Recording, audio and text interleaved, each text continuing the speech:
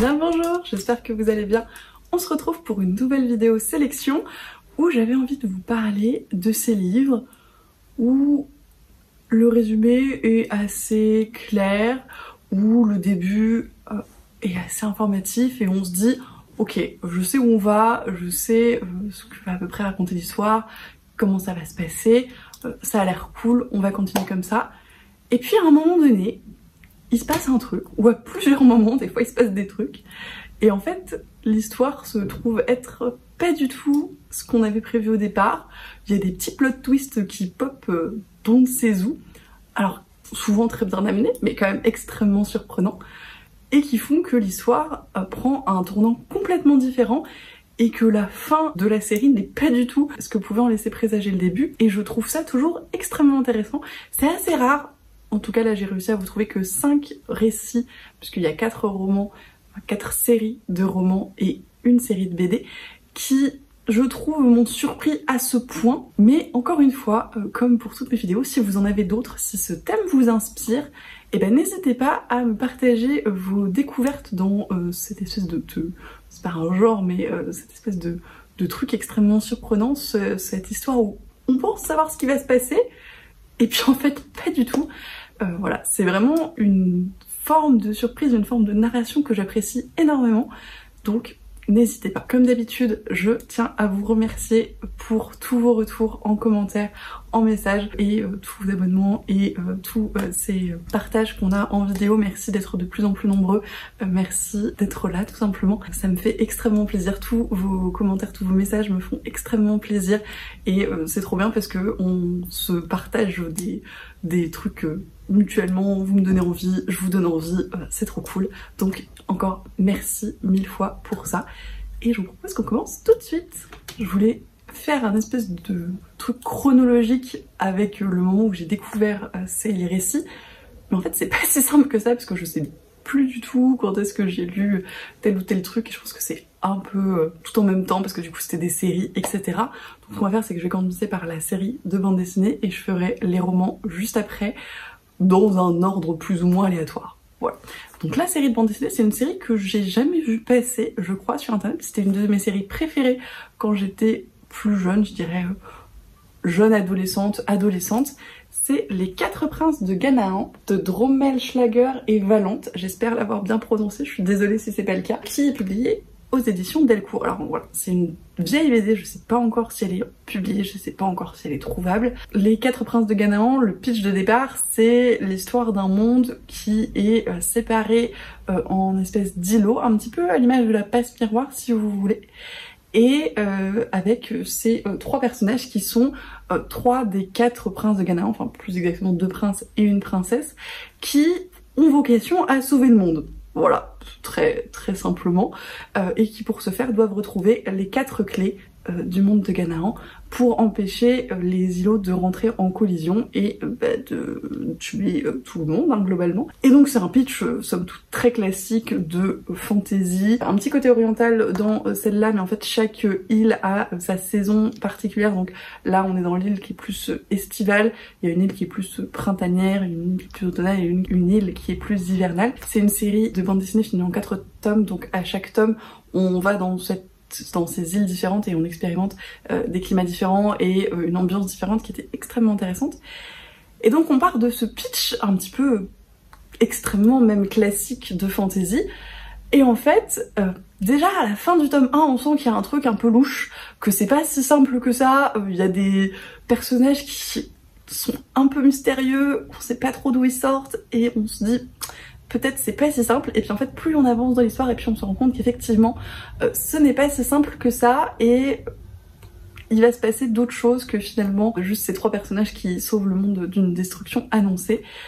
Et je l'ai relu très récemment pour refaire cette vidéo parce que je voulais être sûre d'avoir toujours le même avis dessus qu'au moment où je l'ai lu il y a plus de 10 ans je dirais maintenant, et je trouve toujours ça extrêmement intelligent dans la narration et dans la construction du récit et des personnages et la façon dont tout est amené, et vraiment c'est toujours extrêmement surprenant. Il y avait des choses que j'avais complètement oubliées et c'est toujours aussi surprenant, toujours aussi intéressant et toujours aussi bien fait. J'aime vraiment beaucoup le style graphique de cette bande dessinée. Alors c'est un style graphique assez classique, hein, de bande dessinée franco-belge si on peut dire, mais qui reste quand même assez moderne je trouve, surtout pour l'époque où il a été publié, et avec du coup pour chaque tome ces ambiances de couleurs un petit peu différentes en fonction des saisons et de l'ambiance du tome, donc qui est aussi je trouve très intéressant. C'est, je pense encore à ce jour, une de mes séries de bande dessinée préférées. Il y a effectivement le côté nostalgie, mais il y a toujours ce côté de la surprise que j'ai ressenti à ma première lecture et que j'ai de nouveau ressenti à cette relecture toute récente de ce livre qui part dans une direction très classique et qui finit de façon plutôt très novatrice, d'autant plus encore une fois à l'époque où il est sorti, mais d'une manière générale je trouve toujours que ça fonctionne très bien et que c'est toujours assez innovant même à l'heure actuelle. Donc s'il est encore trouvable, j'essaierai de regarder un petit peu, s'il est encore trouvable, n'hésitez pas, ou si peut-être en bibliothèque, comme c'est une vieille bande dessinée, probablement en bibliothèque, en médiathèque, ça doit être disponible, n'hésitez pas, et n'hésitez pas à me dire si vous vous laissez tenter ce que vous en avez pensé. Maintenant on va passer au roman. Alors on va commencer par des parutions assez anciennes encore une fois, mais des choses qui restent toujours d'actualité finalement, avec une série, enfin en tout cas un auteur qu'on ne présente plus, Pierre Bottero, donc Les âmes croisées, publié chez Rajo. J'ai une vieille édition toute cornée, toute abîmée. C'est un livre de Pierre Bottero que je ne vous ai pas encore présenté. Ils ont fait une très très jolie réédition, d'ailleurs en poche je crois. J'essaie de vous mettre la couverture là, si j'y pense, mais que je trouve très très belle. J'aime bien cette couverture, ça reste dans les classiques de Pierre Bottero, mais je trouve que la nouvelle édition est très très chouette également. Les âmes croisées, de prime abord, alors déjà je suis tombée dessus, je m'en souviens encore en librairie alors que je pensais qu'il n'y avait pas d'autres choses sorties dans l'univers de Pierre Bottero, et je suis tombée dessus extrêmement par hasard. Je n'ai pas hésité très longtemps à me le procurer, et de prime abord, alors déjà le résumé ne dit rien du tout parce que comme pour tous les Pierre Bottero, c'est une citation du moment, enfin d'un moment de l'histoire qui raconte pas grand chose. Et quand je l'ai commencé, c'était à l'époque où j'avais fini, je crois, le tome 1 de Divergente, et je trouvais que ça faisait un petit peu ça. Il y avait un petit peu ce côté plus ou moins dystopie, avec des castes, un choix, une formation. J'avais vraiment adoré cette histoire. Et puis on arrive à la fin, et encore une fois, on se rend compte que finalement c'est beaucoup plus vaste que juste ce tome isolé, et qu'il y a des ramifications qui partent partout par rapport à tout ce que l'auteur a pu faire dans d'autres séries sur de tout ce qui est paru chez Rajo, et juste cette réalisation à la fin et ce moment de waouh absolu quand on arrive au dernier chapitre et que tout commence à se mettre en place, c'est juste ouf. Et après vient la tristesse infinie de la postface où on apprend que malheureusement l'auteur est décédé d'un accident de la route et qu'il n'y aura jamais de suite et de fin à ce truc absolument incroyable, cette fresque gwendalévirienne qui encore à ce jour m'éblouit, vraiment j'ai pas les mots. Donc je vous le présente. C'est, je pense, une de mes plus grandes frustrations de lectrice, mais ça le sera tout le temps, et c'est pas une raison de pas lire Pierre Bottero, c'est pas parce que c'est pas fini, que c'est pas formidable en l'état.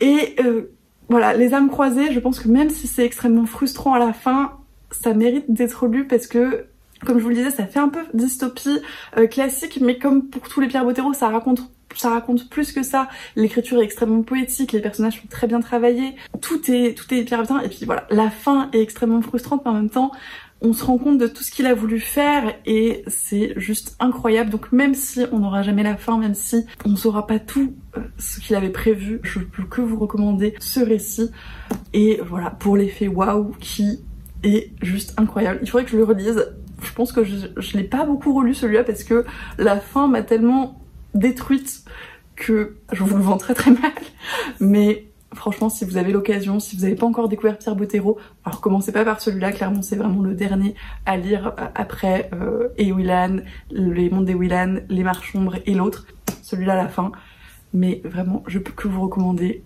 ce monde, ces séries et ce tome-là en particulier.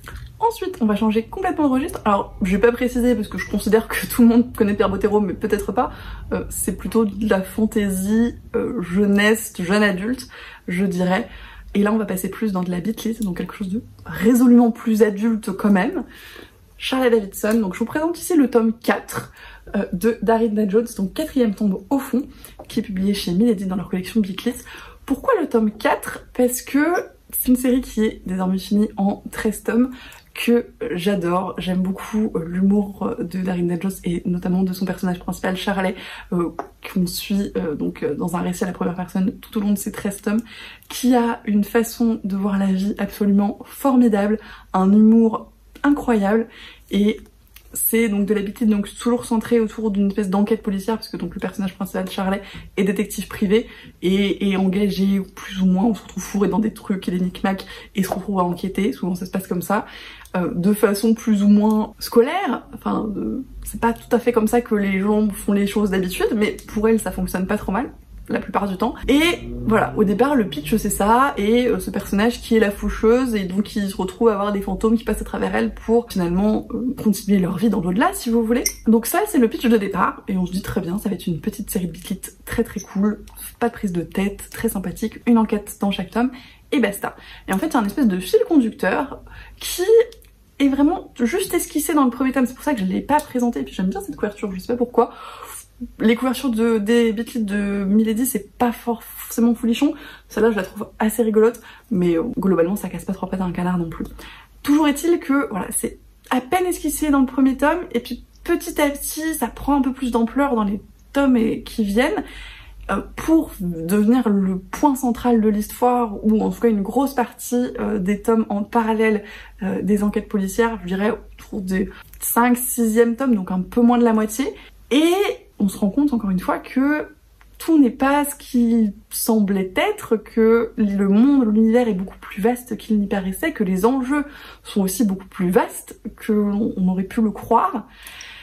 Et c'est assez hallucinant, et voilà, il y a encore une fois des petits plot twists, des petits retournements de situation qui te font un petit peu remettre tout le truc en question, et tu regardes le tableau que l'autrice dévoile, tu fais ah ouais, elle a bien construit son truc pour que je le vois pas du tout venir, mais en même temps c'est extrêmement cohérent, et c'est juste extrêmement plaisant de se laisser embarquer dans un truc comme ça, et de réaliser à un moment donné qu'on s'est fait un peu avoir, mais que c'est trop bien, et que il y a plein de possibilités qui s'ouvrent en fait.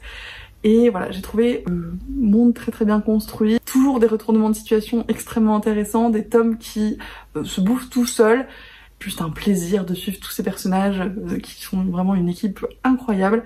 J'attends avec grande impatience le spin-off, je sais pas s'il est toujours en projet ou si c'est juste un truc qu'on fait un peu miroiter à la fin de la série, mais vraiment s'il y en a un, voilà, je suis très très impatiente de le lire. Et en tout cas, je peux que vous recommander cette série si vous aimez la Beat Lit, si vous aimez ce côté un peu créature surnaturelle, enquête. Alors on est très très loin là des classiques vampires, loups-garous, etc. Il y en a pas du tout.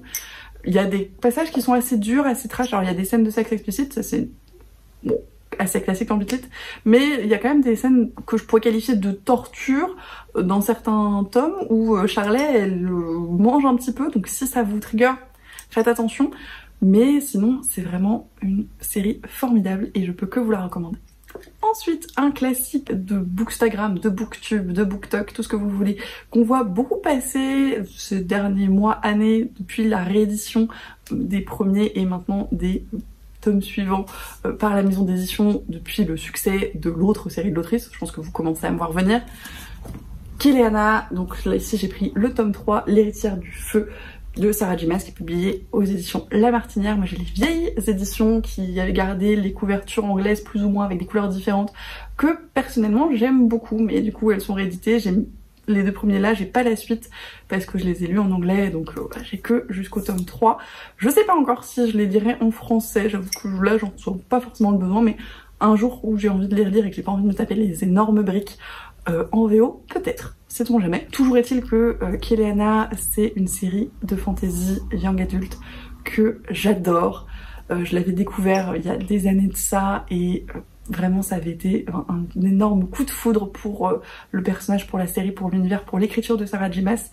J'avais vraiment adoré, en plus ça se lisait tout seul, l'univers était extrêmement prenant, c'était extrêmement addictif. Et encore une fois, ça commence de façon assez classique en fantasy. Il y a le personnage de Keleana. Alors, je sais pas pourquoi ils ont traduit son nom, parce qu'en anglais c'est Selina, et je sais pas si ça nécessitait franchement une traduction, mais on va dire Keleana parce que voilà. Qui donc était une assassineuse, qui avait été emprisonnée dans une mine, et qui était tirée de là par le fils du roi pour un concours d'assassin pour devenir l'assassineuse royale, être graciée de tous les crimes pour lesquels elle avait été condamnée, en contrepartie de quoi elle devait être au service du roi pendant un certain temps. Donc il y avait cette espèce de concours d'assassins, il y avait ces intrigues de cour, ces magouilles un petit peu, ça restait assez cloisonné, assez classique dans ce château avec des gens qui meurent, mais bref. Et puis pareil, dans le tome 1, dans le tome 2, on commençait à sentir qu'il y avait un petit peu des histoires de magie dans un univers où ça avait l'air d'être banni, et des trucs un petit peu mystérieux, des bêtes pas très sympathiques qui se baladaient, des choses un petit peu, ouais, horrifiques même parfois, j'ai envie de vous dire. Et puis vient ce tome 3, et la fin du tome 3, où vraiment, encore une fois, tout est retourné sans dessus-dessous, l'univers fait un espèce de zoom arrière incroyable et on se dit ah ouais, ok, très bien. C'est pas du tout ce qui semblait être au départ, c'est beaucoup plus, encore une fois, vaste que prévu. Ça remet tous les enjeux de l'histoire en jeu parce que du coup tout est un petit peu revu à la baisse, j'ai envie de vous dire, par rapport à ce qui émerge à ce moment-là. Et c'était vraiment ouf. Je crois que ce passage de révélation, je l'ai lu 2 ou 3 fois en mode attends, est-ce que j'ai bien compris ce que je venais de lire là? Parce que j'étais pas prête, personne m'avait prévenu, alors que je pense qu'il y avait des gens qui étaient au courant. Et enfin c'est ouf quoi de réussir à faire ça, et après on relit des trucs et on se dit ah mais oui, peut-être que du coup c'était à cause de ça et tout ça.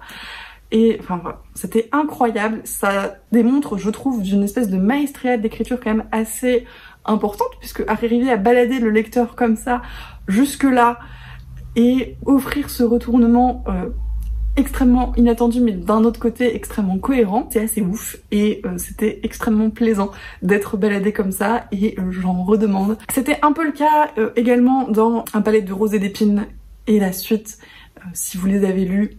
C'est pas tout à fait de la même façon, mais il y a un peu de ça quand même, et je sais pas du tout ce que ça présage pour Crescent City, mais je suis preneuse. Je veux bien qu'on me retourne le cerveau dans tous les sens, il n'y a pas de souci, tant que c'est aussi bien fait que ça, il n'y a aucun problème. Donc si vous n'avez pas découvert Keleana, si vous n'avez pas découvert Sarah J. Maas encore, si vous aimez être extrêmement surpris comme ça, alors voilà, pour celui-là faut s'accrocher peut-être un petit peu, il y a quelques tomes à lire, mais ils sont, je trouve, quand même extrêmement plaisant. Alors ça reste de la fantasy YA qui a été écrit il y a quelques années maintenant, mais je pense que ça a pas trop mal vieilli. Il y a un petit peu des fois des triangles amoureux, des choses comme ça, mais il y a toujours une histoire qui porte et qui est vraiment extrêmement bien faite.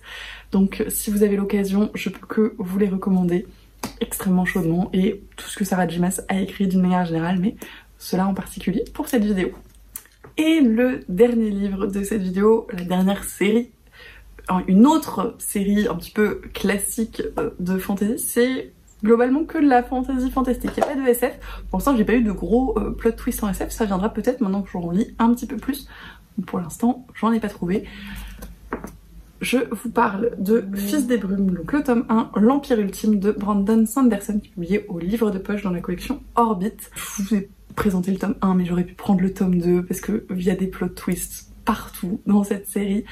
Et encore une fois, ça commence de façon assez classique, où on a cette espèce de groupe de briques et de brocs d'aventuriers qui sont rassemblés pour renverser un empire et faire une révolution. Et c'est pareil, c'est un plot qu'on a déjà vu pas mal de fois, et on se dit bon, ça va aller, ça va le faire, ils vont avoir quelques péripéties, quelques embûches, mais finalement, ça va bien se passer. Et c'est pas si simple, c'est pas si simple du tout. Il y a beaucoup plus que quelques péripéties, quelques brocs au passage. Les personnages sont un plaisir à suivre, un plaisir à voir évoluer.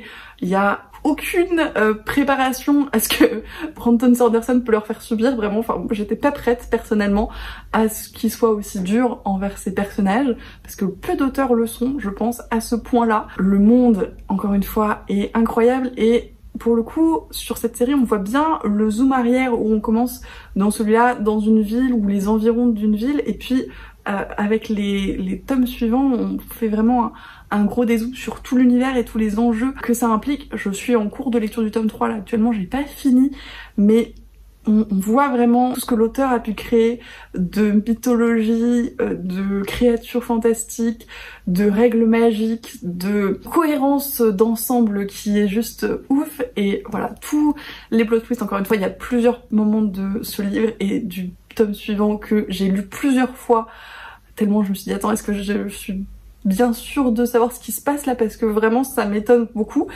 Et oui, c'était bien ce qui se passait et ça m'étonnait toujours autant. Et c'est des sentiments qui sont ouf. Brandon Sanderson a une maîtrise du rythme qui est vraiment incroyable. Une maîtrise de la narration, mais ça c'est pas nouveau je pense, même si c'est que la première série que je découvre de cet auteur. Encore une fois, je peux que vous le recommander. C'est la première série que je lis, mais c'est pas la dernière, clairement. J'en ai déjà parlé dans ma vidéo sur les systèmes de magie que je vous mettrai juste là.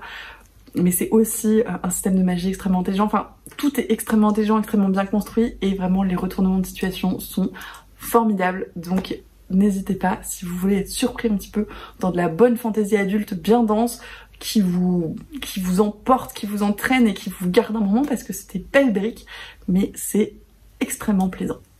Et c'en est tout pour cette vidéo sélection, donc un peu plus courte que les précédentes probablement. Comme je vous le disais en début de vidéo, n'hésitez pas à me dire si vous avez vous aussi des livres où vous avez été extrêmement surpris, où il y a des retournements de situation qui vous ont retourné le cerveau et auxquels vous vous attendiez pas du tout, mais qui finalement sont extrêmement cohérents et extrêmement plaisants. Souvent je trouve que ça tient quand même beaucoup de personnages principaux et notamment de narrateurs pas du tout fiables et qui nous donnent pas du tout toutes les infos, et du coup quand on les découvre et quand ils nous lâchent enfin, on est un peu comme un lapin devant les phares d'une voiture, hein, littéralement ébahi. Si vous avez ce genre de truc à me conseiller, je suis très preneuse. N'hésitez pas, comme d'habitude, à me dire s'il y a des livres que j'ai présentés, que vous avez lus ou qui vous font envie. Et moi, je vous souhaite d'excellentes lectures et je vous dis à la prochaine!